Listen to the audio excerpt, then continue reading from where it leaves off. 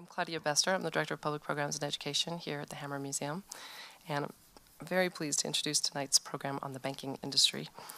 The Hammer forms a series of public discussions about current social and political issues, and it's made possible with the generous support of Andy and Branya Galef, for which I'd like to thank them very much. Thank you. Tonight's distinguished guest is economist and legal scholar William Black, and our moderator is Ian Masters. Ian is a BBC-trained broadcast journalist who's covered national security affairs for over 25 years on public radio. He's the host of Background Briefing on KPFK Sundays from 11 a.m. to 1 p.m. He was a senior fellow at UCLA's Center for Strategic and International Affairs and the UCLA Center for International Relations, and was a consultant to the Center for National Security Studies at Los Alamos in New Mexico. So please join me in welcoming Ian Masters.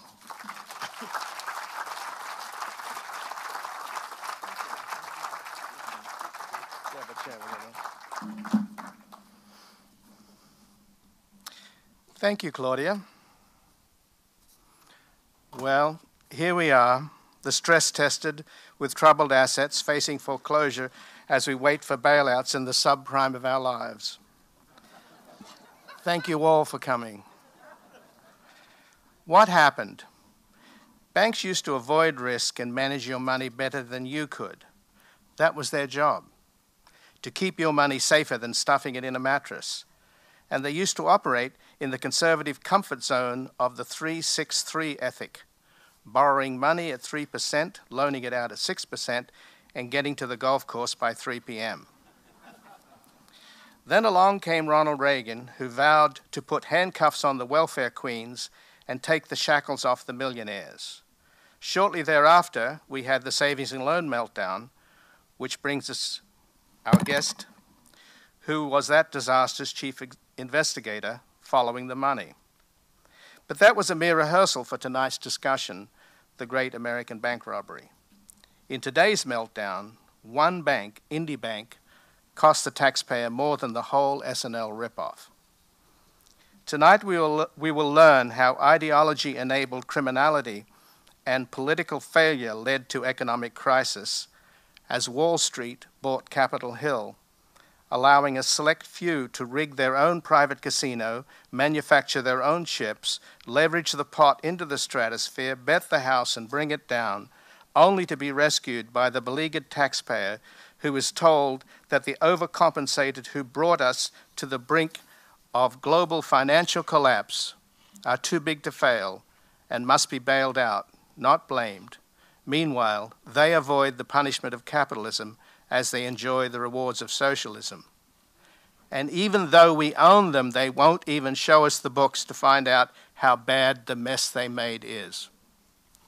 Starting in 1987, instead of rewarding savings and as a substitute for increasing wages, Alan Greenspan opened the floodgates of credit, ladling out cheap money with lower and lower interest rates to encourage consumption on credit. Then, as we produced less and consumed more, buying too much stuff we could not afford with money we did not have, borrowed from the Chinese and the Japanese, we end up 3 decades later with a few winners and a lot of losers. The biggest loser of all may be American-style capitalism itself. In retrospect, Greenspan was overrated, and his free market fundamentalism, coupled with rampant fraud, outrageous leveraging, and reckless credit, have led us to a point where, ironically, Greenspan's greatest nightmare, inflation, may emerge as the grim reaper of the mountains of debt we have piled up. It is bad enough to see your house lose value, but when your money loses value, you will know the banks and companies that should have failed have devoured our economic seed corn, leaving Main Street with potholes, but the gilded towers on Wall Street remain intact. The decline of ethics in an era of unaccountability may be coming to an end, but there doesn't appear to be any likelihood of a Pecora-style investigation to name and shame, let alone a perp walk, unlike the aftermath of the looting of the savings and loan when Bill Black sent hundreds to jail. So, as we cast about like Diogenes, searching for an honest man, let me introduce tonight's guest, who will speak for about 15 minutes. Then we'll have a conversation, followed by extensive Q&A from the audience. Dr. William K. Black is a professor of economics and law at the University of Missouri, Kansas City, where he teaches public finance, antitrust, law, and economics. He was the executive director of the Institute for Fraud Prevention from 2005 to 2007, and was formerly the litigation director of the Federal Home Loan Bank Board and senior deputy chief counsel of the Office of Thrift Supervision. He was also deputy director of the National Commission on Financial Institution Reform, Recovery, and Enforcement. An expert on white-collar crime, Dr. Black is the author of The Best Way to Rob a Bank is to Own One. And in between consulting for the government of Iceland and the World Bank, he recently appeared on PBS's Bill Moyers Journal. Ladies and gentlemen, William K. Black.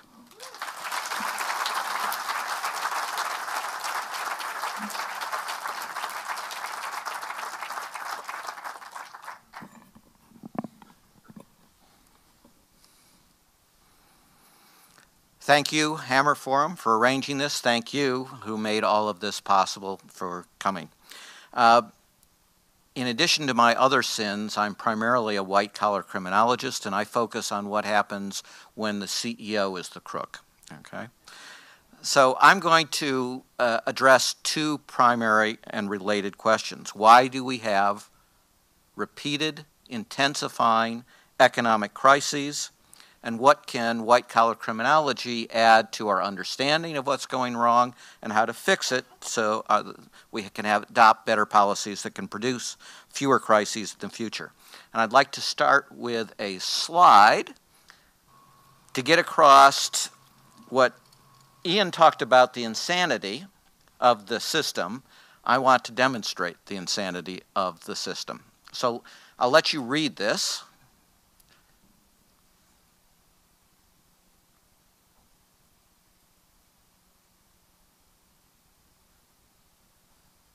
Okay, so this punctuation is in the original. I didn't make it up. The all caps and the triple exclamation point. Here's the context. The professional rating type guy at Standard & Poor's has been assigned to evaluate one of these complex financial derivatives that you've been reading about that cause the biggest losses. And it's a derivative that is backed by subprime home loans. And so he is asked for what's called here the loan tapes. That simply means the loan files that we put on computer tape, so that he can review a sample of the loan files to evaluate their credit risk, because that's what a credit rating agency does, right? So it's a pretty standard request, you might think.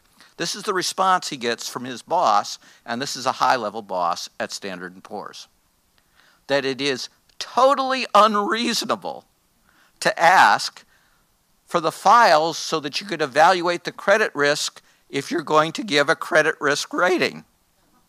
Right? This is significantly insane at this level, right? But why is it totally unreasonable?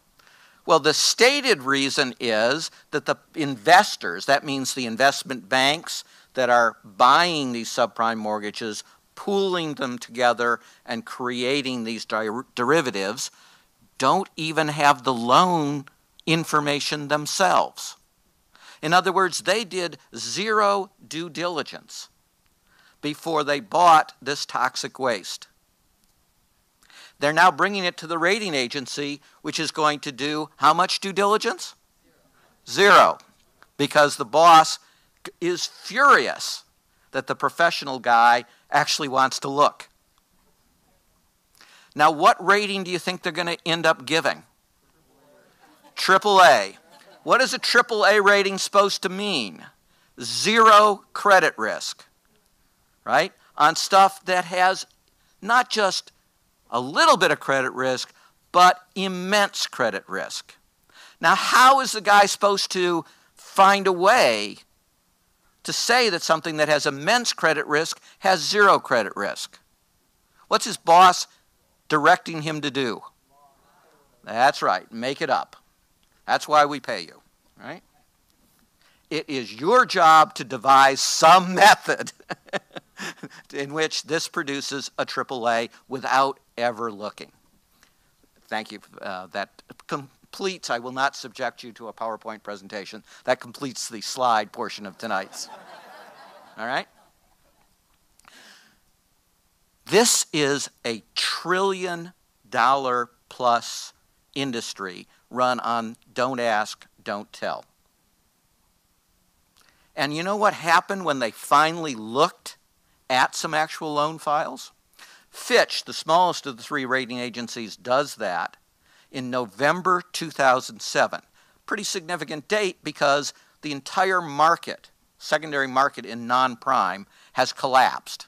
And so they're not going to cost themselves any business at this point if they look. And Fitch says, after this small sample look at the loan files, the results were disconcerting in that there was the appearance of fraud in nearly every file we reviewed. No Sherlock, right? What do you think is going to happen if you don't look? What are they going to load it up with as long as they can get a AAA rating? Now, we know, therefore, that the people that purchased it did no credit checks that had any meaning. We know that the rating agencies gave them AAAs without doing anything. Could the buyers of these exotic financial derivatives have done any due diligence? The loan files didn't even exist for them to look at. So all those banks out there that bought well over $1 trillion of this stuff, how do you think we did stress tests? Remember the stress tests? It's like doing a stress test on an airplane wing, except you don't actually have the airplane wing. And you don't actually know what the airplane wing is made out of. But you hypothetically test it. You know, it's a farce. Okay. Back to how we got here, into this insane world where people would treat as having zero credit risk things that have massive credit risk that we're sure, as soon as the music stopped, to cause trillions of dollars of losses. Right? How do we get there? Two concepts from criminology I'd like to do. One is the concept of control fraud. And that simply means what happens when the people that control a seemingly legitimate organization use it as a weapon to defraud. So in the corporate context, that's going to typically mean the CEO. And the concept of a criminogenic environment. If any of you are from health backgrounds, we stole this from pathological environments, right? And it simply looks at what kind of environments are going to create incentive structures where you're going to have a lot of crime. And we actually use the word epidemic to describe when you have a great deal of this kind of crime. So, how many people recall the subprime crisis of 1991, 1992? It's a trick question. It's a prof you're listening to. There was none, and there was none because we killed it as regulators. People were doing the same type of insane thing as lenders. We said, this is going to end in disaster, and we stopped it. And there was, in fact, no economic crisis at all. Indeed, there was essentially no cost to the taxpayers at all. I'm going to be emphasizing one variant of this kind of control fraud, and that is accounting, right? Which is the weapon of choice in the financial sphere. But I want to also, while I have you, do the 45-second version of these kind of control frauds, different variants, also maim and kill people. And if you want good examples recently, it would be infant formula in China, where you gain a competitive advantage by not putting milk in infant formula. You end up, because of that, driving the honest providers of infant formula out of the marketplace because they can't compete with people that actually use milk when you use water and talc. Okay? So we're going to be talking mostly about money, which is bad enough. In the savings and loan debacle, the National Commission that did come along and looked at the causes said that at the typical large failure, fraud was invariably present. The FBI began testifying publicly in September 2004, emphasis on that date, that there was a quote-unquote epidemic of mortgage fraud developing in the United States. So when people tell you that nobody could have foresaw that there was going to be a problem, garbage. They not only foresaw it, they warned people about it explicitly. Let's look at how you optimize these kinds of accounting fraud. And it's basically going to be three things. You're going to, and their first two are heavily related. You're going to grow like crazy, Ponzi scheme levels of growth. You're going to loan to people who are uncreditworthy because they will agree to pay you more, but also because that's the way to grow really rapidly. In the United States, there aren't a whole lot of people making $300,000 a year who weren't able to get a home loan. So you can't simply decide to grow very rapidly by making good loans, but you can guarantee immense growth if you loan to people who can't pay you back, right? The third thing is extreme leverage. This combination produces guaranteed, I want to emphasize that, guaranteed, record, not high, but off the chart profits as long as you are in the expansion phase of a financial bubble. And therefore, if any of you come from economics backgrounds, standard econometric techniques, which is simply statistics in the economics context, produce the worst possible results and the worst possible policies during the expansion phase of the bubble. Because if you look, doing things like loaning to people who can't pay you back, hey, that's associated with the highest possible profits if you run statistical analyses while the bubble is still expanding. And collectively, all of this produces, this optimization, extraordinary losses. Control frauds cause greater losses than all other forms of property crime combined. Individual losses are massive. Ian mentioned IndyMac. IndyMac sold over $200 billion of liar's loans to other institutions, getting AAA and AA ratings for the reasons we've just went through. And those institutions are going to suffer roughly 80% losses on that portfolio that they purchased. In 1 year alone, 2006, IndyMac sold $80 billion of liar's loans. Now, think of that if you had been a regulator and the 7th largest savings and loan in America comes up to you and says, "Hi, I've got a new strategic plan. I'm going to make liar's loans." Might that have been a clue, right, that maybe this was not going to end very well? Because that's the second thing that's guaranteed, you see. Guaranteed record initial accounting profits and guaranteed catastrophic failure. So individual failures are massive. Second thing, though, is what happens when a number of folks, because of optimization, follow the same strategy? You're going to get a financial bubble. And you're going to get one that extends and hyperinflates. By the end, 40% of all mortgage loans in America were non-prime. And that's a massive market. So that's just off the charts insane.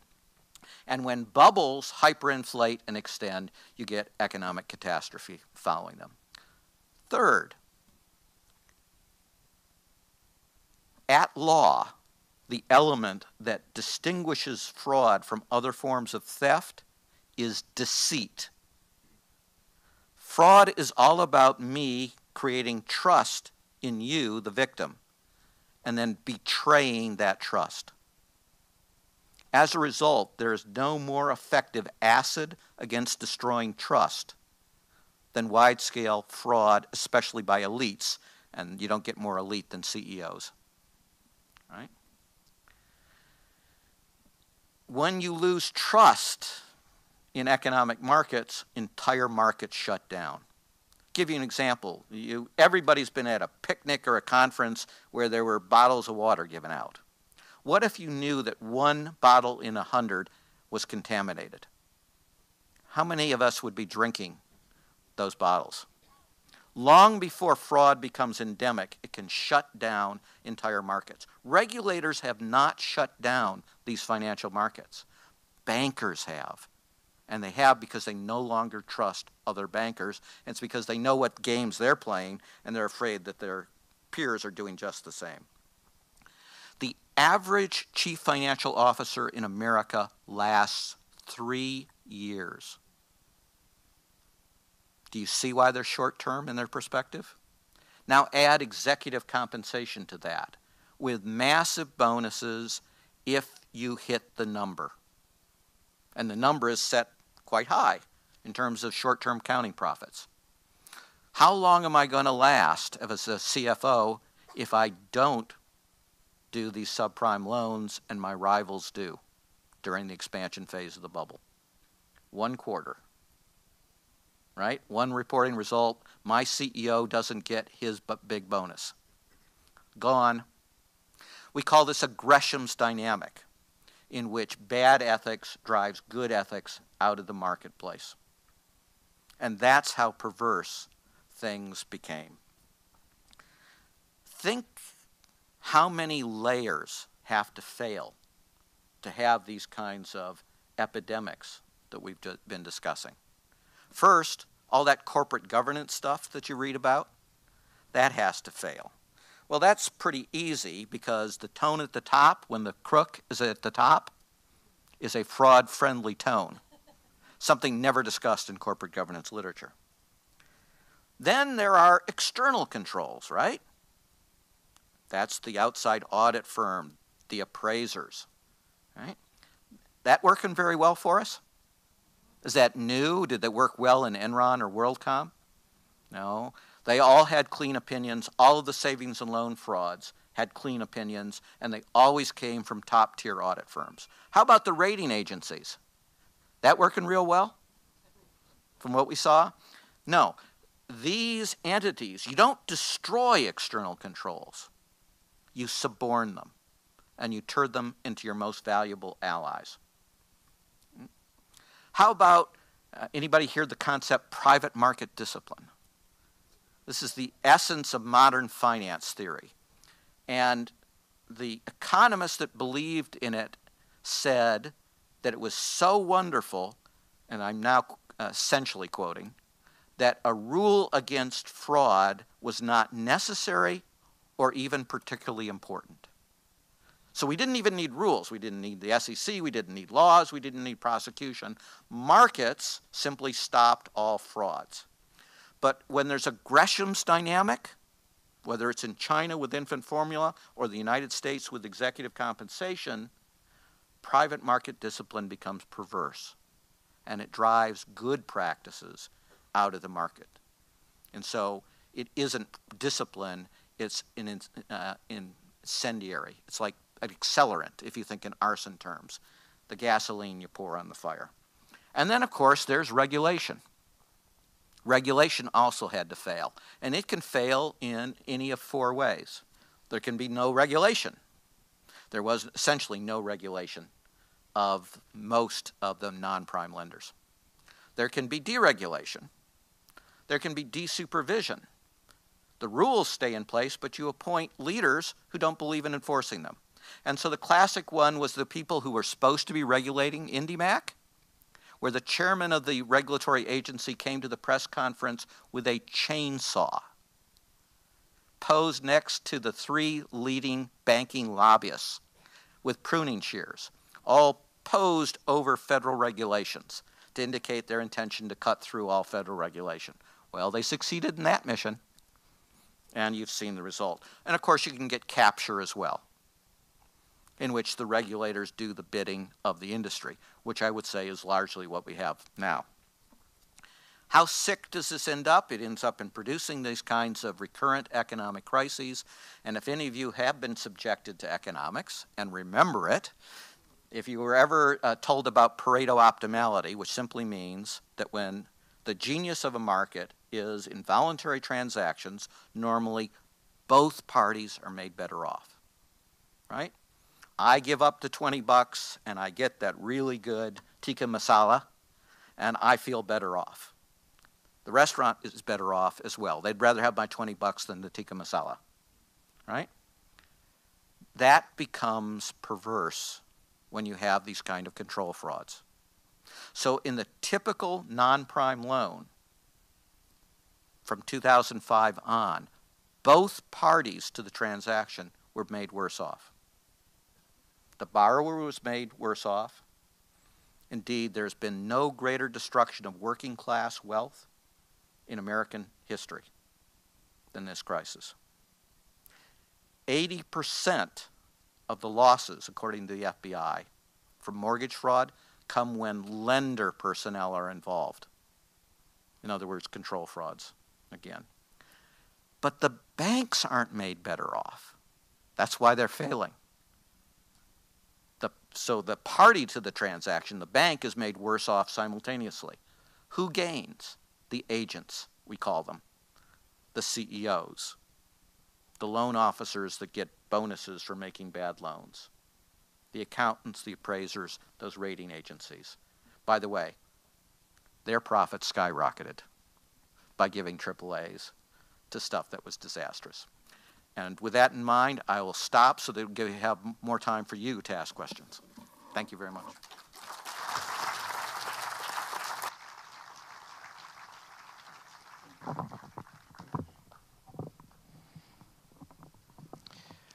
This is Bill's book here, and he was just showing me a telegram from Keating of the Keating 5 Savings and Loan that said, if we can't get Congress to stop black, then kill him dead.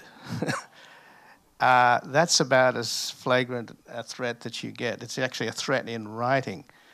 And I said to Bill, well, I said, surely Keating should have gone to jail for that. And he said, oh, no. His excuse was he was a lawyer writing to his lawyer, therefore it was privileged communication. Anything you want to add to that little anecdote? Well, he did say it was his highest priority to get black, kill him dead. I think it's the nicest compliment you can get as a regulator. So, given that you went through that experience and you actually put people in jail, and for some reason or other, you make this case where you use the word fraud, that's the sort of glue in your statement, really. And I don't see anybody even being indicted, let alone going to jail. So how come we have this massive fraud but no accountability? Well, you don't have regulators right now that are quite the same, I think, as you had in our era. In addition to that, get black, kill him dead, Keating sued me in my individual capacity for $400 million. It gets hard to get a home loan when they say, what are your contingent liabilities? And you say, there's not enough space on the form to list them. He hired private detectives twice to investigate me, that we know of. They removed, our agency in Washington removed our jurisdiction over Lincoln Savings because we recommended he placed in receivership. That was done through the Congress, right? That was in response to the pressure by the Keating 5, the 5 U.S. senators. We refused to give in to that pressure, but our eventual bosses in Washington gave in. I really need to mention Ed Gray, who was the head of the agency during this period of re-regulation, who came from Southern California, staunchest conceivable Reagan Republican, and had a road to Damascus experience. The Justice Department under President Reagan threatened to indict him for closing too many insolvent savings and loans. Have we had that problem recently with our regulators? Overly aggressive at closing insolvent banks or savings and loans? No. Gray also, and you know, at the top, and we in the trenches, put together a real program of going and supporting criminal prosecutions. And it led to the felony convictions of over 1,000 senior insiders. There are only 3,000 savings and loans. So that was about the greatest success ever. And we went after places like Lincoln while they were still reporting record profits. We didn't wait till they were admitting that they were deeply insolvent many years later. Have you seen that happening recently? No. The Justice Department didn't even begin to investigate the large lenders, non-prime lenders, until spring of 2007, after the entire secondary market in non-prime had already collapsed. And there have been 0 indictments since then. So there's no regulators. What about the FBI, and what about the law? Is the law still extant? I mean, is there something that they've crossed a line massively? Trillions of dollars have gone south. The taxpayers had to ladle all this money into this black hole. Well, to give you an example, I'm a serial whistleblower. You know, so I got to testify against the Keating Five, testify against Speaker Wright. There are probably folks in the audience who remember him. He went to bat for the worst frauds in Texas. Got 2 presidential appointees of my agency to resign in disgrace. And got our head of supervision through our congressional testimony demoted about 7 levels. Well, 17 years later, he was promoted by the current Office of Thrift Supervision to be the prime regulator for all of California for IndyMac, Washington Mutual, Downey, Countrywide, you name it. So they put in charge the worst conceivable folks. They took all the lessons we had learned painfully in the savings and loan debacle and put a negative sign in front of it and did the opposite. The FBI started out really well with this warning in September 2004 that there was an epidemic of mortgage fraud. What happened is that in response to the 9/11 attacks, and you can understand why they would do this, they transferred 500 FBI agents who specialized in white-collar crime to national security. Because you can't infiltrate Al-Qaeda, but you can follow the money. Okay, so that's perfectly sensible. But they refused to allow the FBI to replace the lost agents. And that's insane. And has anything changed? It got worse. As people here recall, I imagine, that there were these things called Enron and WorldCom. You may recall that Enron happened almost exactly the same time as 9/11. And that WorldCom is 2002, and those whole series of failures go on through 2003 with lots and lots of these major frauds. Well, there's a lag, obviously, it takes time to make a big case against Enron. There were 100 FBI agents working on Enron alone.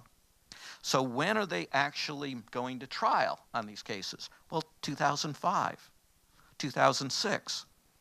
So you've already lost 500 FBI agents. What are you going to do? You're going to take the great bulk of your FBI agents and try to win the Enron case, right? And WorldCom.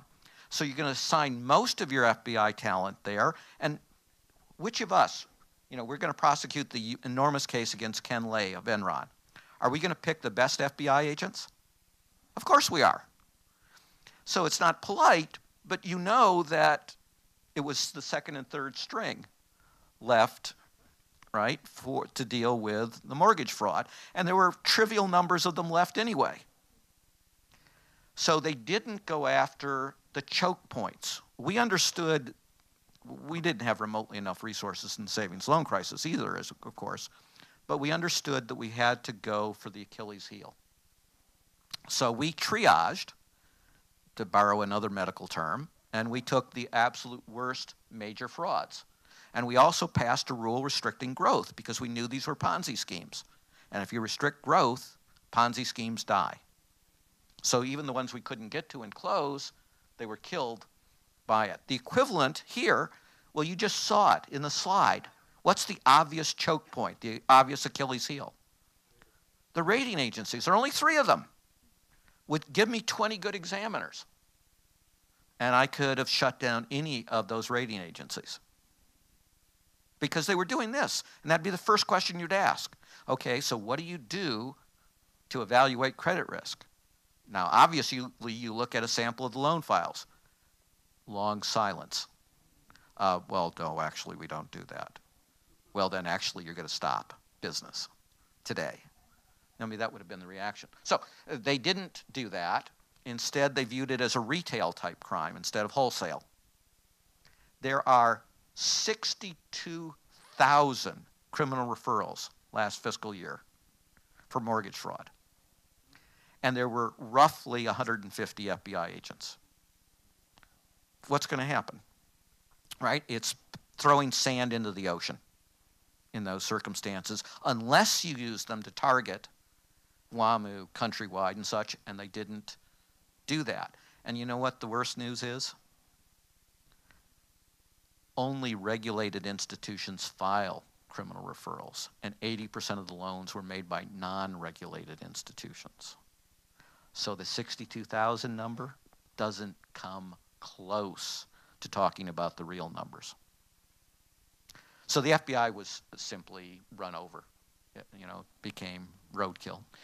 Well, a lot of inquiring minds want to know why it is that Obama is rescuing these people who have brought the global economy to the brink of collapse, and why this sleight of hand continues with Geithner and Summers declaring them all healthy, and then the banks, of course, make a big deal about paying back their TARP money.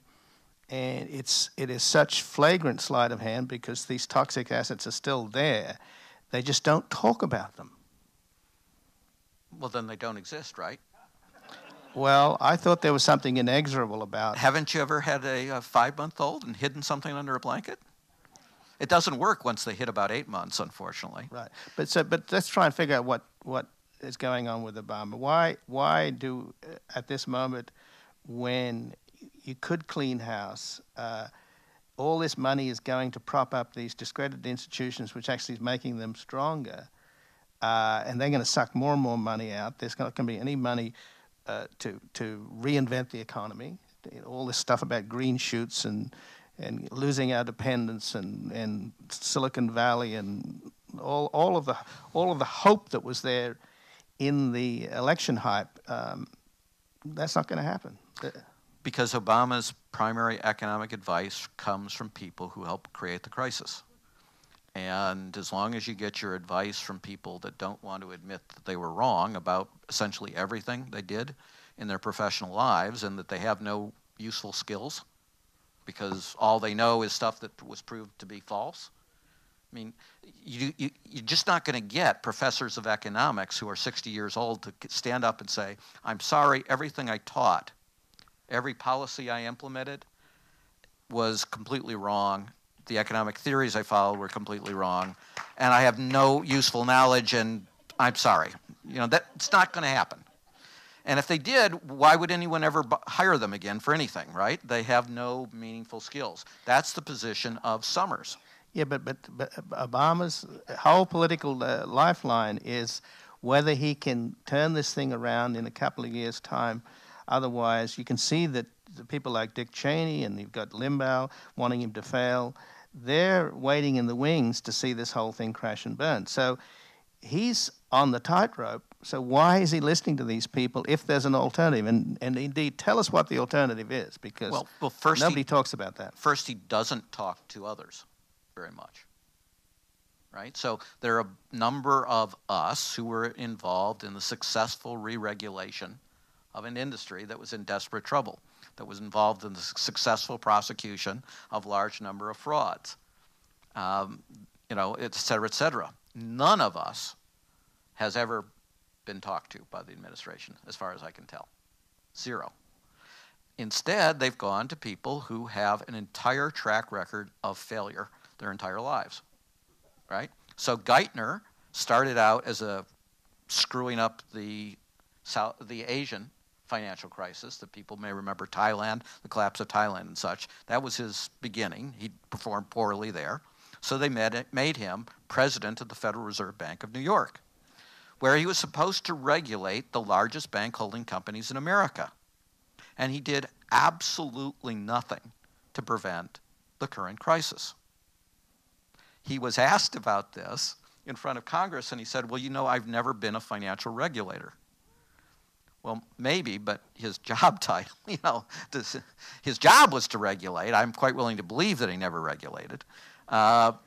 So he's a complete failure there. What would he do next? He was brought in by the Bush administration with then Treasury Secretary Paulson to be in charge of the bailout type stuff, where everybody agrees that he completely screwed up, right? Nobody says anything nice about the bailout except recipients of bailout cash. Admittedly, there are a number of those.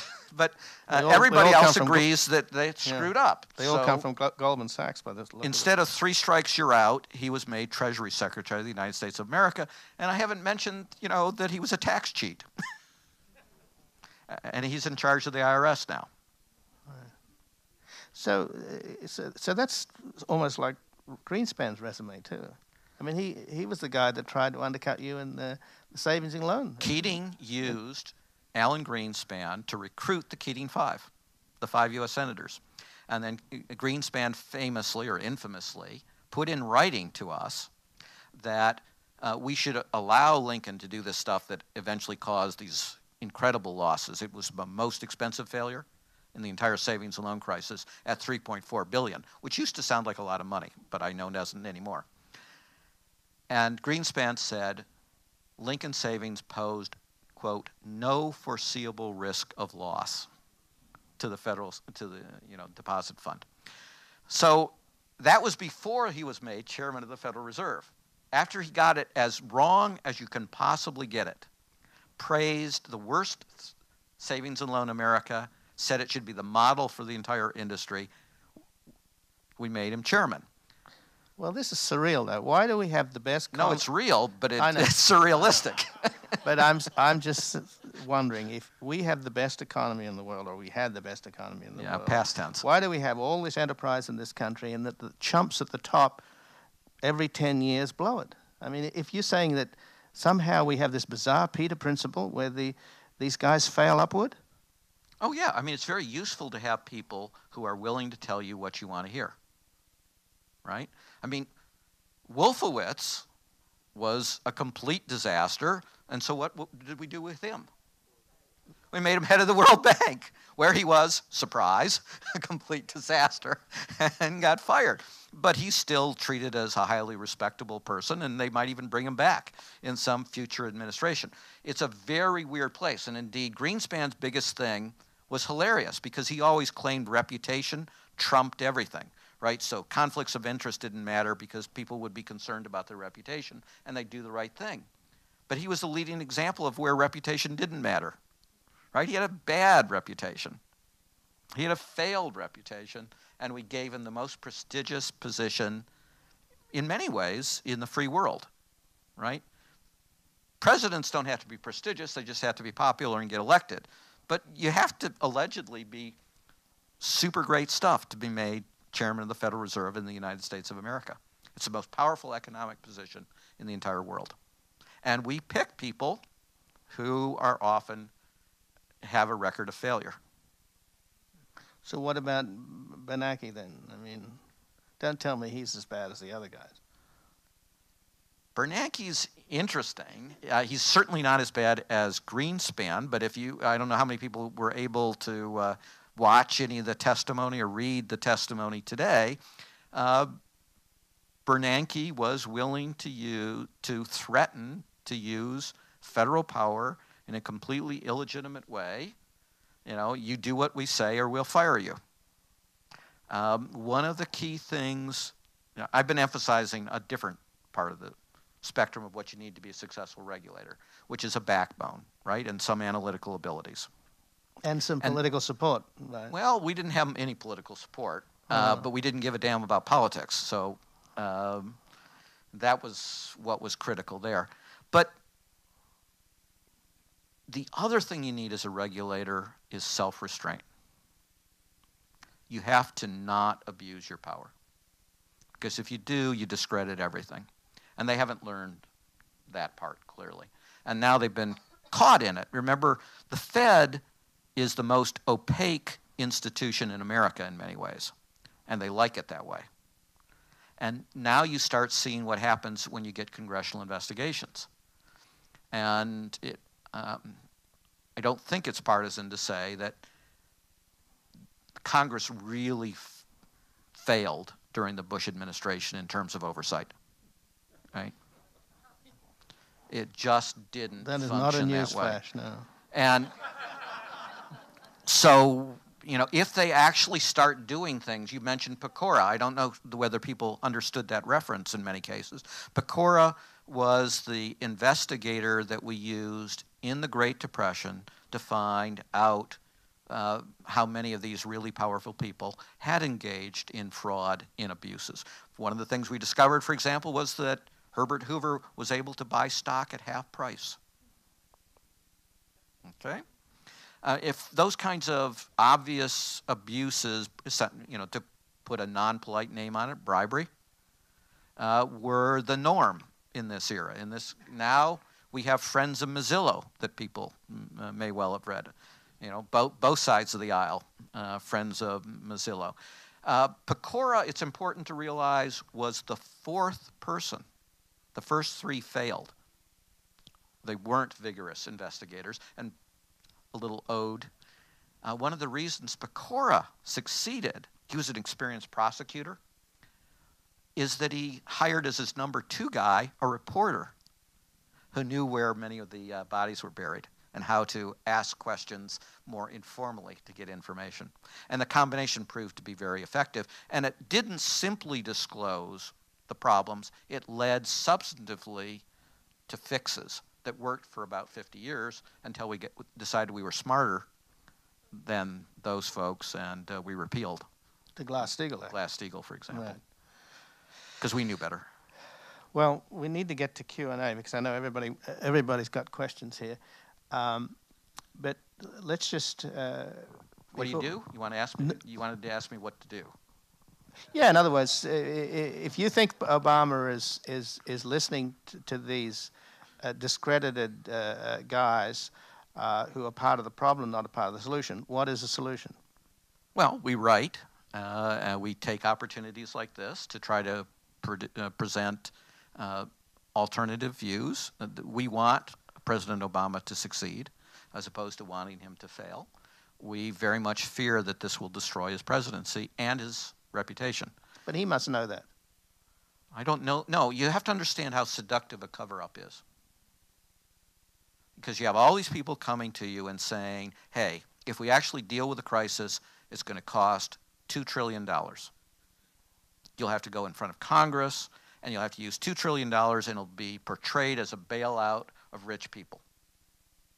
And you will, how attractive is that going to be politically, folks? Not very, huh?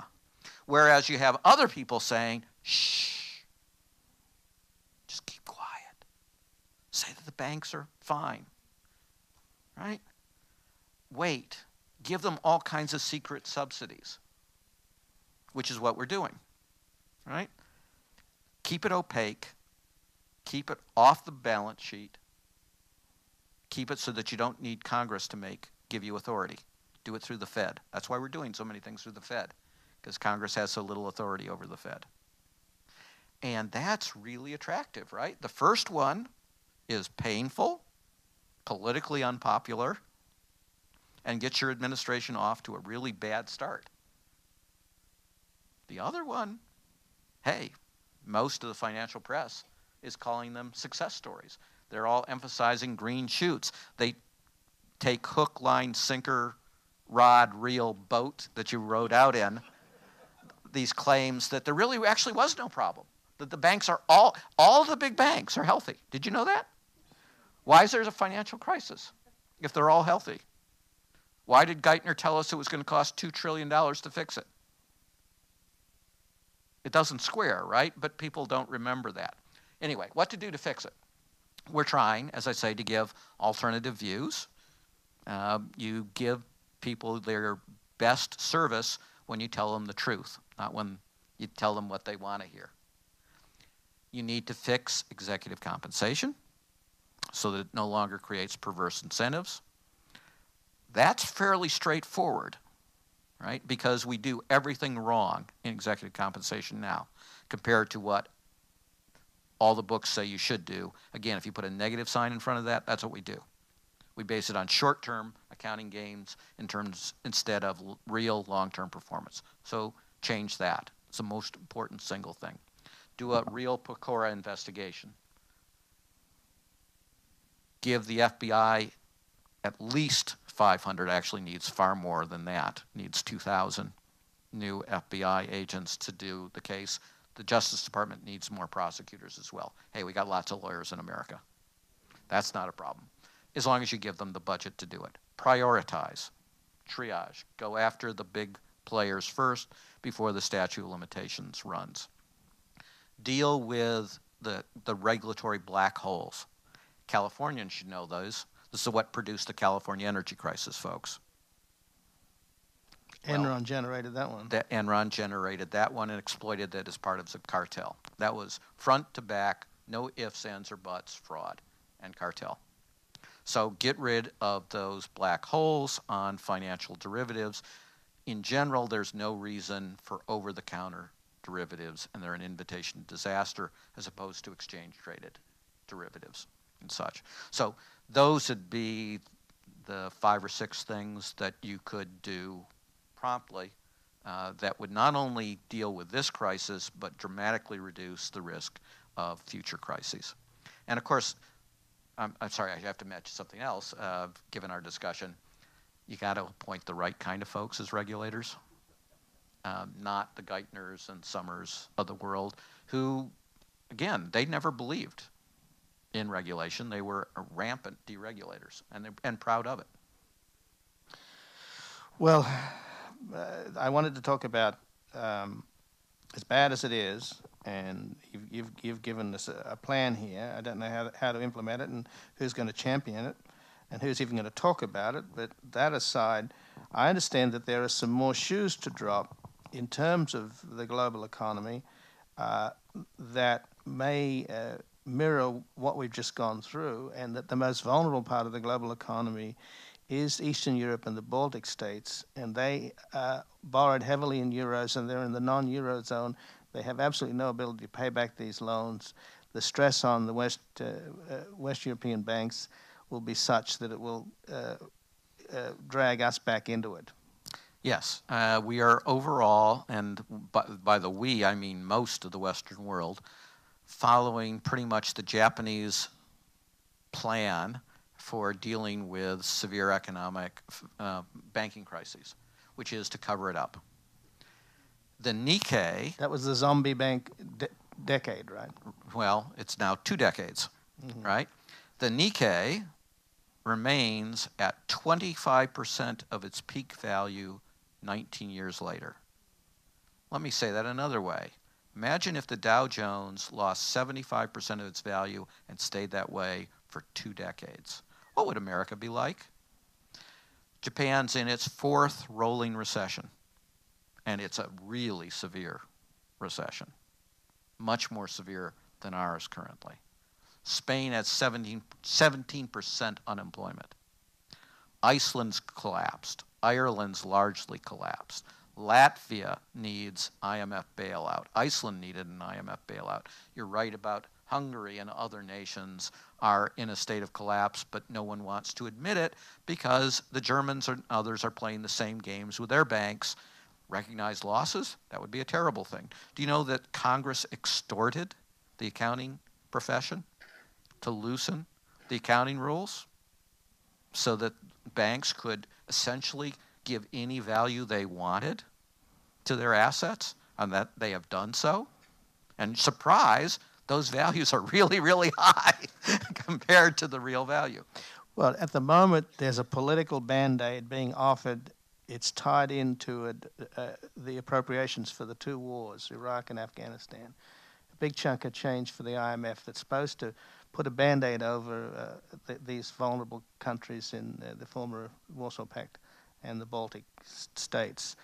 That's being held up by the Republicans. Even Bill Gates is now pleading with the Republicans not to be so stupid. What do you think will happen if that Band-Aid's not thrown their way? I mean, in other words, can an IMF Band-Aid, will that be sufficient to stop this thing from unraveling, and then we go through another? In other words, is this Europe subprime? Yes, it will. I mean, Hungary will collapse, right? And the local currency has already collapsed, but it will further collapse. It'll produce a classic exchange rate crisis, just like it happened in Iceland. A number of these shoes are going to drop. Here in the United States, the pick-a-pay option arms, where you got to pick what rate you would pay, and virtually everyone picked a rate that, in our jargon, is deeply negative amortization. That means you're not even paying enough to pay the interest, which means the unpaid interest gets added to your principal. Can you imagine that? Those are going to cease that feature in the next 2 calendar years. And those are huge numbers. And they're really big here in California. Very popular product. Those people are going to suddenly face dramatically increased payments on houses that have lost very substantial value, where they're going to owe probably somewhere in the range often of 130% of the market value of their house. So yes, there are many bad shoes to drop. This strategy will not work. It will make things far worse.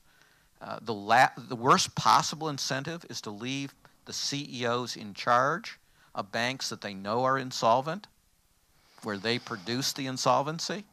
Guess what strategy we followed? Exactly that strategy. And we know, both from economics and criminology and just plain human experience, that's the worst thing you can do. So naturally, it's the one we've done.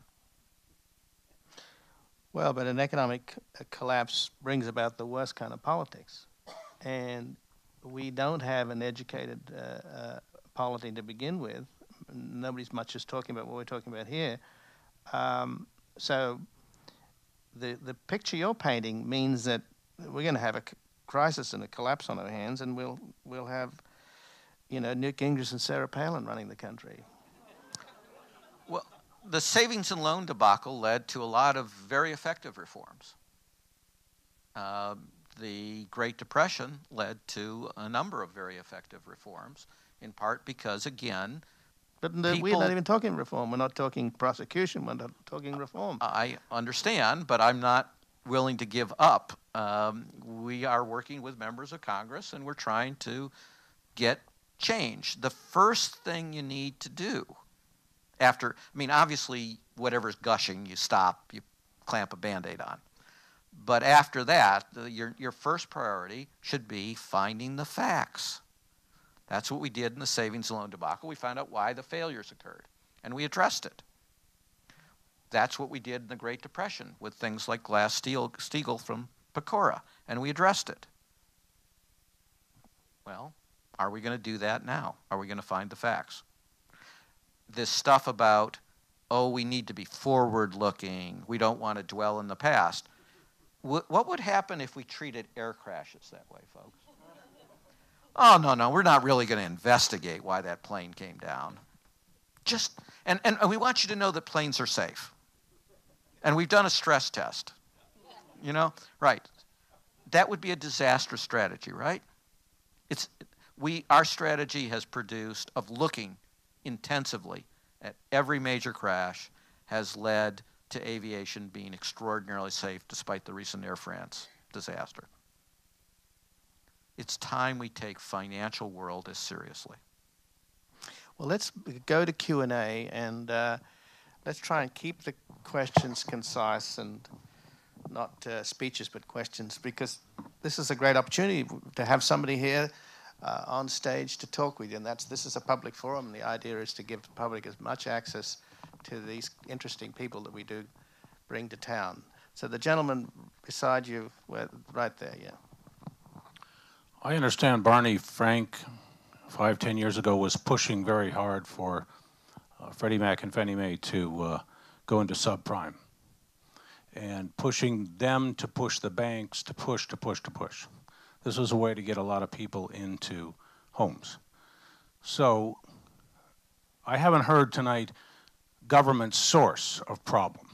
Government as a regulator, as a solver, I've heard, but I see a lot of government source here as a cause. Can you address that? Sure. There are two things that people generally try to argue in terms of the government as there's three things, as a source of the crisis. The first is Greenspan's easy money policies, right? So they blame him for keeping interest rates very, very low. That has some truth in the sense that it aggravated it a bit. In other words, it made leverage cheaper. And the greater the leverage, the greater the bubble, and the greater the loss. So there's some truth, but that's still pretty marginal. The second thing that people sometimes argue as government as source is the Community Reinvestment Act, right? That has nothing to do with this. That one's pure made up. How do we know that it has nothing to do with it? Well, first, it's been in place for, I think, close to 30 years at this point. So if it was going to produce disasters, it's not a very good explanation of a current crisis. Second, 80% of the non-prime loans were made by non-regulated entities not subject to the Community Reinvestment Act. So obviously their behavior wasn't in any way prompted by the Community Reinvestment Act. Third, the institutions that were regulated and were subject to the Community Reinvestment Act, none of them had any CRA rating problems. So they weren't making these loans to try to improve their ratings. They all had great ratings already. Fourth, what changed in CRA regulation over the recent period relevant to the crisis? It was weakened, not strengthened, right? As a result of Phil Graham's actions, primarily as part of the law that repealed Glass-Steagall, the Graham Bleach-Lively. They also weakened the law on CRA. And then under the Bush administration, does anyone seriously think the Bush administration made enforcing the Community Reinvestment Act a regulatory priority? No. Did they regulate anything effectively in safety and soundness, which is what they were concentrating on? No. I assure you there was nothing coming on the CRA side. So that one is completely made up. The third one is Fannie and Freddie. Fannie and Freddie do have a role in this crisis, but it's not the one that most people think about. Fannie and Freddie, ironically, were the primary reason we didn't have a crisis in subprime much earlier, because Fannie and Freddie only purchase prime mortgages for packaging. And Fannie and Freddie's standards for prime mortgages in general are very good.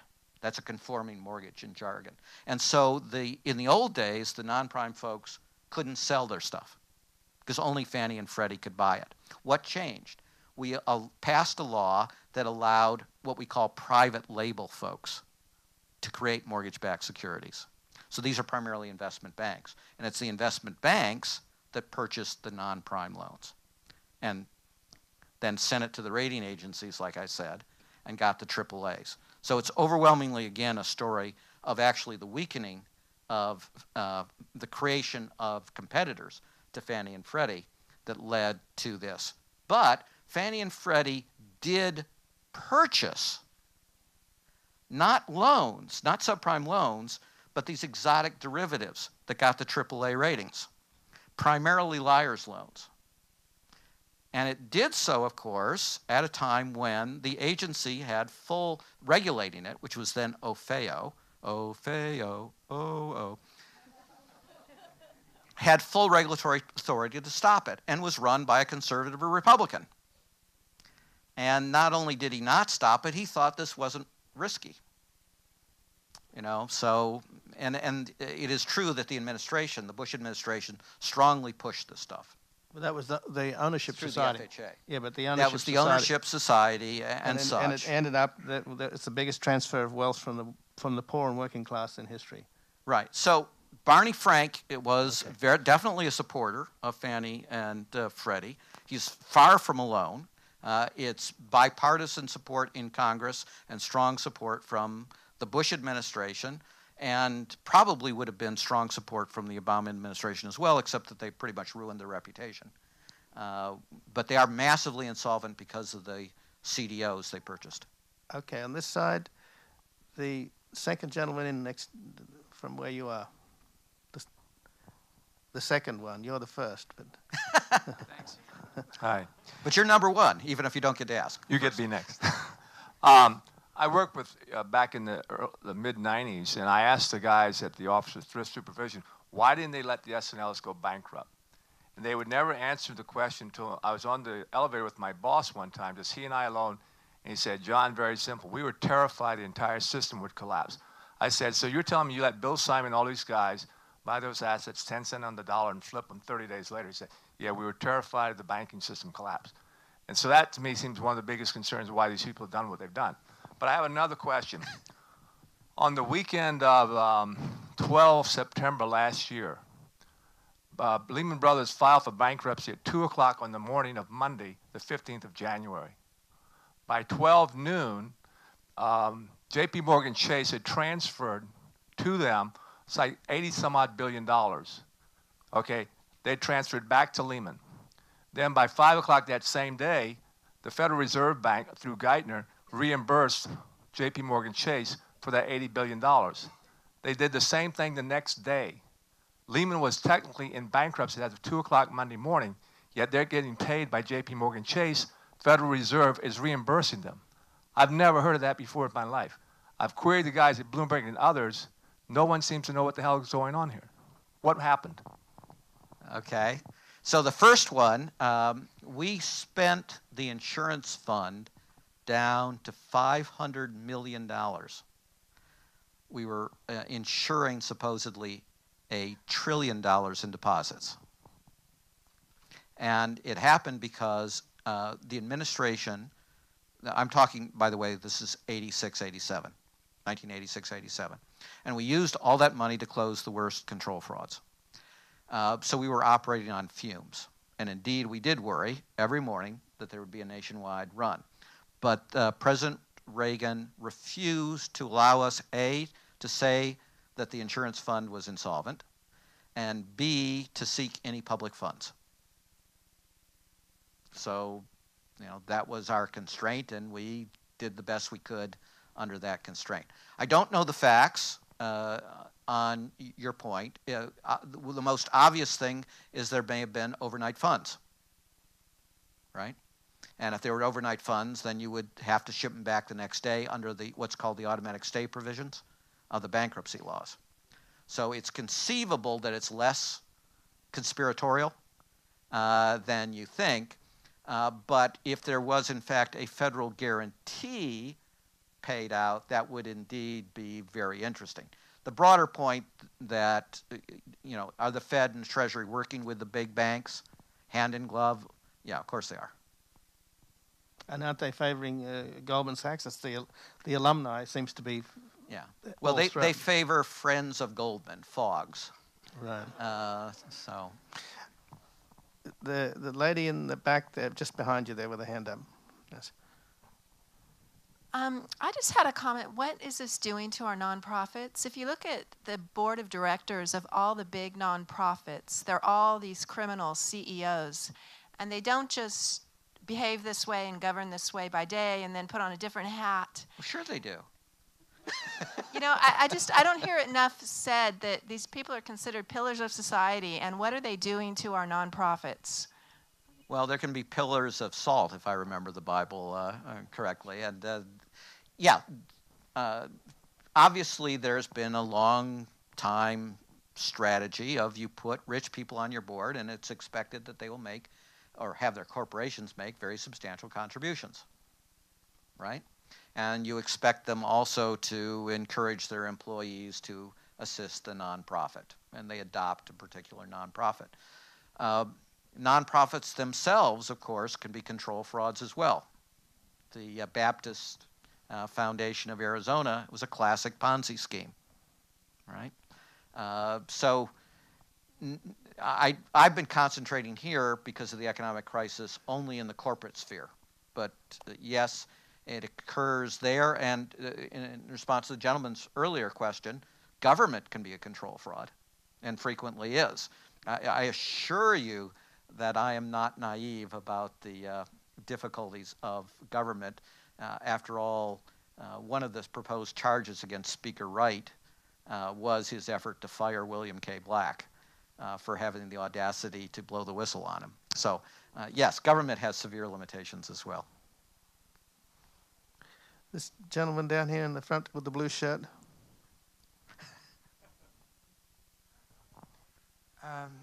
If Obama isn't sensible enough to follow your advice, what lies ahead for us? I think if they continue down this road, that it will be a one-term presidency. I think that there will be the logic of the bailout gets bigger and bigger, and you have to do more and more games. Apropos the gentleman's up above's earlier question, and because it's done in such a opaque way, and we do actually benefit folks who are least deserving, I think it's going to produce a scandal. I don't know why it hasn't produced more of a scandal already. We secretly, through AIG, the single biggest recipient of the secret off-the-balance sheet bailout was Goldman Sachs at $12.9 billion. And it was done at a time when Paulson, who had been Goldman Sachs CEO and gotten it into trouble by putting it into the subprime, used Goldman Sachs as Treasury's consultant about what to do with AIG. And, you know, that, I don't understand why that isn't a massive scandal. We simultaneously bailed out UBS, a giant Swiss bank, for $5 billion secretly through AIG at a time when we were prosecuting UBS for defrauding the United States of America by aiding tax evasion by the wealthiest of Americans. And we fined them $780 million, I think it was. But we gave them $5 billion. So we paid our own fine and gave them $4.25 billion in walking away change. Why? On the board, right? And they're not insured. Remember, AIG is not FDIC insured. We owed not a penny. I don't understand why the folks who go crazy about immigrants don't go crazy about, you know, sending $5 billion to UBS. This lady down here on the left, there you go. Hi, thank you, Ian, for this very informative event and the others that you do, and for your radio show. My question as an activist is, okay, the government, the Obama government is quiet. They're not seeming to do anything. What can people do, us down here? Where can pressure be put on the elites? Which elites up there would fight against this that we can? In other words, there's got to be somebody that's losing, that is also up in the corporate sphere. Who is losing out, and what can, how can pressure be put on them so that they react to help to curb this whole thing? CEOs aren't losing out. They don't. No, I don't mean CEOs. But I mean, CEOs are going to decide branch. policy. Right, but she's looking about interest groups to make alliances with. Oh, okay. To make change and do. Well, first, we are working with many members of Congress to try to get field hearings, to try to get. Which members of Congress? That's Okay, so as to the first thing, we is not some standardized group, but there are a lot of folks that share this concern, and they include economists like Jamie Galbraith, Jane DiRista, journalist economist like Robert Kuttner. I'm sorry? Michael Hudson, Dean Baker. Some people, if you haven't, if that's So not this a is this familiar name. economist for Jamie's group? Jamie's group is certainly include a number of the folks, but it's not just economists and such. So we are trying, and I mean, obvious members that are helping are Bernie Sanders in the Senate, Senator Dorgan in the Senate again. On the House, some of them are sensitive to their names being, so I would try with your congressperson, and you can email me if you want more specific introductions. Well, things like CU, Service Employees International Union, is trying to take a lead in this. You have you have leading blogs. So if folks read Fire Dog Lake, She's coming here Capitalism, on the. Jane's coming here on the 21st to the forum. Jane is real strong on this. Huffington Post is generally supportive of these types of things. But there's no corporate powerful interest that doesn't want the whole thing to fall apart. I mean, in other words, when you're trying to do something about global warming, your enemy is Exxon, but maybe your friend is Farmers Insurance because they're going to have to insure stuff. Right, but that's not going to apply here because the interest is going to be primarily, again, we really need to change executive compensation. I see. That comes from CEOs. You're not going to get CEOs supporting you on that. You will get folks like the Sage from Omaha who said some very useful things, but he's not a very conventional CEO. Right. And he owns Moody's. So, and some other things that wouldn't be so well. But okay, the lady here with the hand over here. I think you're terrific. You're very direct, you're giving simple statements, you're really clear and informative, and I love this. My question is, when you talk about we should contact our congressperson or somebody, we do that all the time, and people get polled, and 70% of the people in the United States say they don't want bailouts, and who cares? So that's not seemingly effective or responsive, and I'm asking you how to circumvent the usual procedures of being ignored.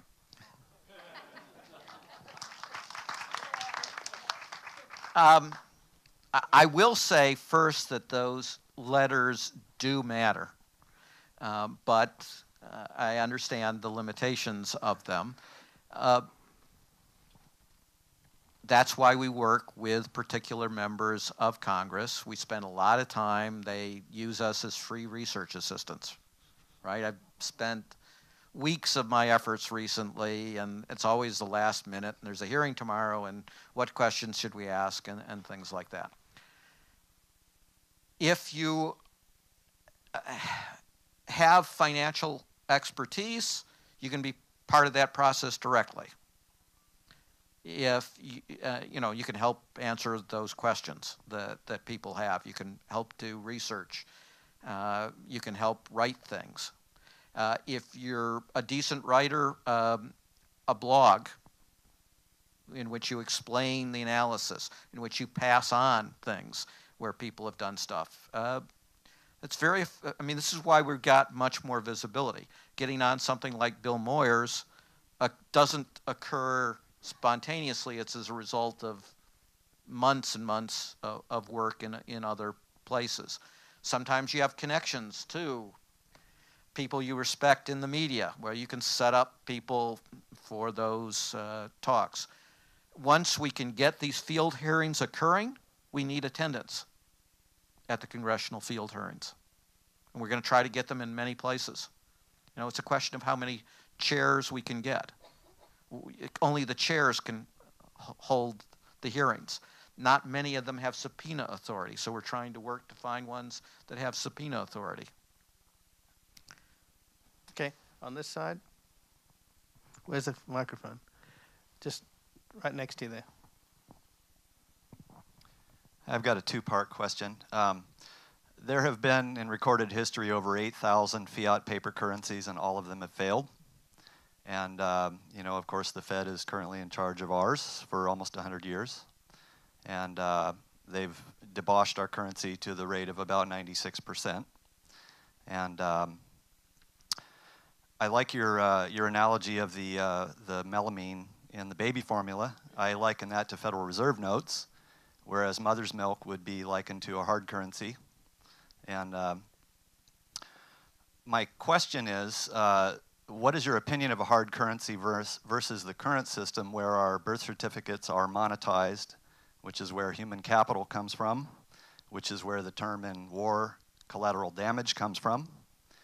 And my second question would be, what is your opinion of H.R. 1207, which is Ron Paul's bill to audit the Fed? To answer the second question first, I'm one of the academics at the top of the effort to get signatories on the Paul bill. So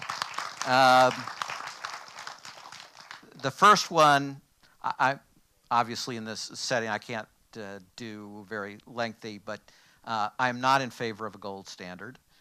Gold standards produce even more severe economic crises, and they make it very hard to recover, and recovery rates for those on gold standards out of the late Great Depression were actually worse than folks on fiat, which is a term of art, currencies. So no, I'm not in favor of your ideas there. There we diverge, but on the second one, I'm all for you.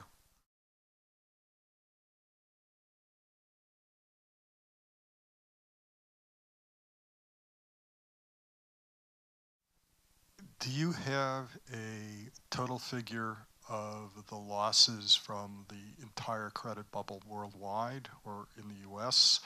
And do you have a time projection on when the penny drops? The estimates vary by the IMF and others, but in the order of magnitude of $4.5 trillion.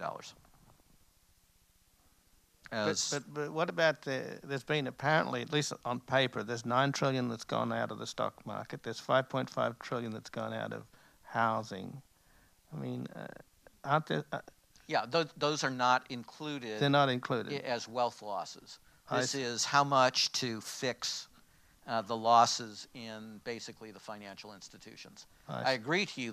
The total impact economically is much larger than the $4.5 trillion. Not that $4.5 trillion isn't a lot. Right. Well, you got to measure that against what, 11 trillion GDP, or what's the economy? The U.S. economy?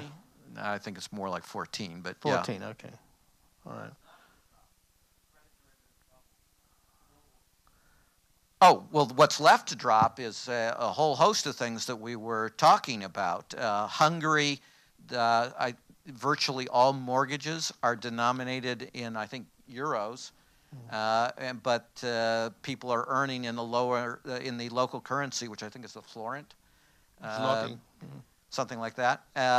And of course, the local currency has lost value massively relative to the euro. So, you know, they're just going to be default after just a nationwide default. Iceland has 70% of its commercial loans denominated in a foreign currency. They were the British depositors, right? That went into their banks. British depositors went heavily, but other nations did as well. I mean, it's not what you asked about, but it exposed huge regulatory holes in the European context as well. So part of the answer is we don't know because no one has been effectively examining banks in places like Hungary and Iceland. To give you stress tests, people mention, Iceland did a stress test of its 3 big banks in August of '08, said they passed with flying colors. The entire nation collapsed in October. AIG did stress tests and said the worst conceivable loss was $900 million. Hey, what's $200 billion among friends? Fannie and Freddie were required by statute to do stress tests, much tougher stress tests than Treasury recently used, announced in August of 2008 that the worst conceivable losses were $5 billion. Close, no cigar. You know, the question is whether it's going to be 200 billion or 400 billion for them. So these stress tests, all this really fancy modeling where we literally took rocket scientists, physicists, to do the modeling, the financial modeling, it purports to be accurate to the 7th decimal point to the right, you know, the 7th figure to the right of the decimal point. The only thing is it's wrong to the 7th figure to the left. Gentleman here, right next to you. Back there. There he is, on your right. I have a question regarding the role of the Federal Reserve in the economic crisis. The question is, do you agree with the Austrian school economists that the Federal Reserve has caused this recession and virtually every recession since 1913, its inception, by manipulating interest rates and the money supply? That's basically it. Okay. No. Why is that? I don't know. Well, it depends on what you mean by manipulation, but whether or not people were on gold standards, they managed to have crises long before any central banks existed. And indeed, the gold standard makes it very difficult to recover from crises. Sir, can you wait for the microphone, please? No, we should order in. Yes, we don't need. Sir, can you please wait we don't for need the microphone? conspiracy theories about the Fed. Of course. I know. But can you address this idea that there's some sort of mystical lodge-like cabal that sits in a room, 6 white men running the world, making stupid decisions that bring us all down? I mean, it's true that this has happened, but did it actually happen in that room?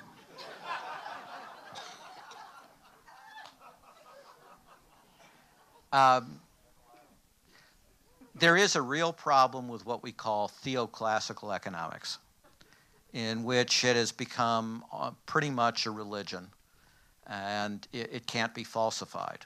So I read the quote, I gave the quotation earlier about a rule against fraud was not necessary or even particularly important. That was by the deans of the law and economic movements in the United States of America.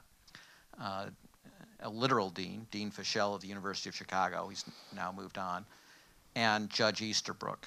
They wrote that after they had tried to apply their theories in the real world, in the savings and loan crisis. And in the real world, they had praised Lincoln Savings, Fischel had, as the best possible savings and loan in America. So after getting it completely wrong, they write the book that becomes the treatise on all of this that affects policy, that has been falsified entirely by events, and they don't even mention that they tried applying their theories in the real world and they got a 3,000 position error. In other words, they took the worst S&L in America of 3,000 and said it was the best S&L in America. You can't get it more wrong, and for that they made him dean of the University of Chicago Law School.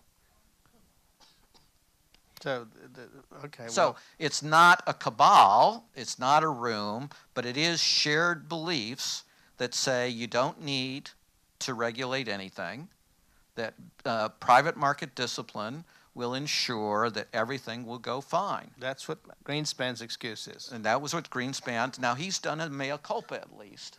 Well, he said, I'm surprised that it didn't work. He said, yeah, he said he was shocked. He thought that it was shocking that people, that would, you'd actually have fraud. And this brings back, of course, the classic Casablanca moment. Right. Okay, the lady up here with the white sleeves and the hand up. Always wear distinctive clothing when you come to these events. Thank you. I'm still trying to understand if what you're saying is that the reason in the face of this flagrant, widespread, in-your-face fraud is cover-up. Okay, so if it's cover-up, psst, don't say anything, you'll lose your reputation. All right, that's majorly what's going on.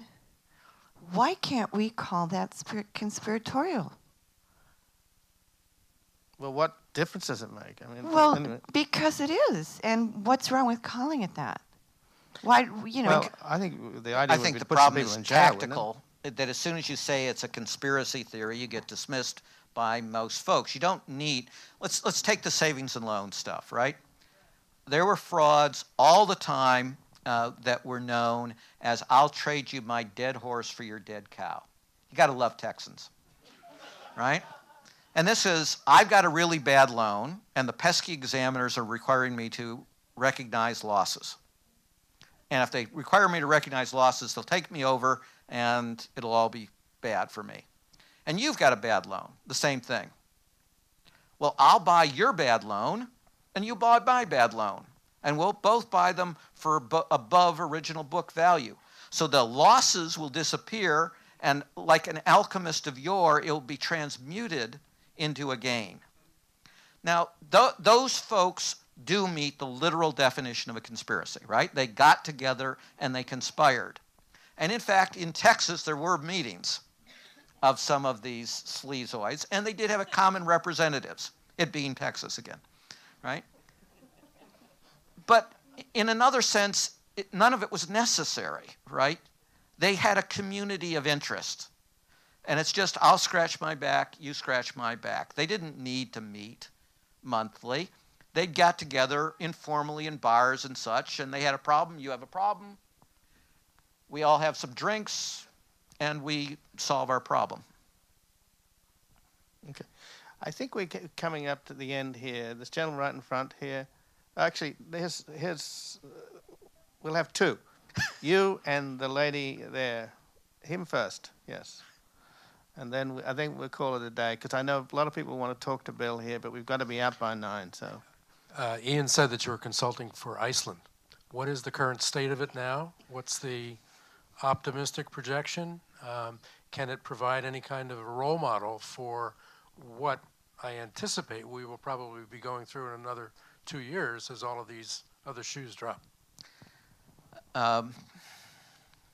Iceland's in enormous flux. By the way, there are a couple of videos that people want to look at on YouTube and such of talks I gave and an interview in Iceland discussing these things in more depth. Iceland has got many folks willing to change. They very much fear a problem, not perhaps unique, but special to Iceland. I dubbed it the third cousin problem. And that is, it's such a small country, 300,000, that if you have a staff of 20 investigators, it's guaranteed, statistically almost, that one of them is going to be at least a third cousin of somebody you're supposed to be investigating. And I didn't raise this. This is the one that they repeatedly came back to and said, how are we going to try to fix it? So I'll say at this point, they're more open to change. They hired Madame Jolie, who probably people here haven't heard, but she investigated ELF in France, which is amazingly politically connected, and ripped it to shreds. That's a good sign. So I think we'll have to see.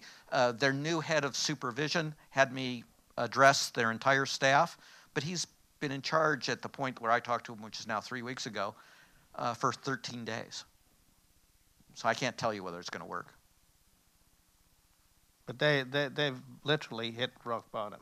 Well, all three of their biggest banks collapsed. Their three banks collectively had liabilities 10 times the GDP. of Iceland. And nobody noticed, right? Nobody noticed this happening. Well, actually they did, but famously the Brit head of the Royal Economic Society praised them. Right. Right, because they were attracting British customers, weren't they? Oh, massively. Massively, right. Okay, the lady there, and this will be our last question. Okay, you know, you talked about the fact that there are not enough regulators, and I'm just wondering what regulations still exist for them to enforce. Glass-Steagall is over. You know, the uptick on the market is no longer in existence, and you said the Community Reinvestment Act has been weakened. What are the regulations that exist at the moment, and what is Congress talking about in terms of creating more regulations? Okay, during the crisis, they still existed all of the accounting rules that said you had to comply with generally accepted accounting principles, and none of these people complied with generally accepted accounting principles for obvious reasons. When you have massive mortgage fraud, it inherently leads to massive accounting fraud. Right? That's indeed the goal. And in addition to that, banking regulators have the authority to take action against any unsafe and unsound practice. And we deliberately kept that very broad because we know any specific prohibition, it's easy to evade, right? You just put a little fillip on and it's something different. So they could have used that safety and soundness. And as a result of real reforms adopted in response to the savings and loan crisis, the banking regulatory agencies, and this included the Office of Thrift Supervision, had substantial enforcement powers to seek civil money penalties of hundreds of thousands or even millions of dollars to remove and prohibit officers forever from all of the banking industry, to take cease and desist orders. When I was a lead enforcement director, we had in a single year, I think it was over 800 enforcement actions in savings and loan. As you would expect, serious enforcement actions essentially ceased as long as the guy in charge is going around with a chainsaw saying that, and promoting the Daryl Dokos of the world, who was the guy that had been demoted 7 levels out of the savings and loan stuff and is brought back, and then is tossed out of the agency again when he permits IndyBac to backdate documents to make its accounting look better. So political will is what's needed, and Obama's survival depends on it. So, well, there are a lot of better regulators. They're experienced, effective regulators. They were, not in charge. There's no reason they can't be put back in charge. So let us thank our guest here tonight, Bill Black.